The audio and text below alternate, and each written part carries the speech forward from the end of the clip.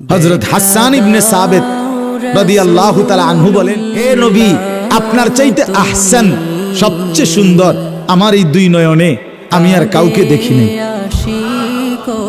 আপনি আহসান। লাকাদ কানা লাকুম ফি রাসূলিল্লাহি উসওয়াতুন হাসানাহ। হাসানাহ হাসানাহ। সুন্দর হাসি হাসবা, আমার বন্ধুকে দেখো। সুন্দর কাঁদবা, আমার বন্ধু দেখো। সুন্দর করে টয়লেট বাথরুম প্রয়োজন সারবা, আমার বন্ধুটা দেখো। সুন্দর করে খানা খাবা, আমার বন্ধুটা দেখো। সুন্দর করে কথা বলবা, বন্ধুটা দেখো। বন্ধু বলে যেভাবে, এটাই সুন্দর।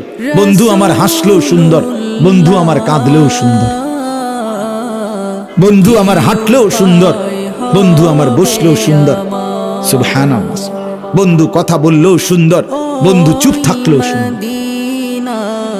এজন্য আল্লাহ তাআলা আমাদেরকে বানিয়েছেন আহসান। আমাদের আমল, আমাদের চলা ফেরা, যাবতীয় কার্যকলাপ দেখতে চান কিরকম? আহসান।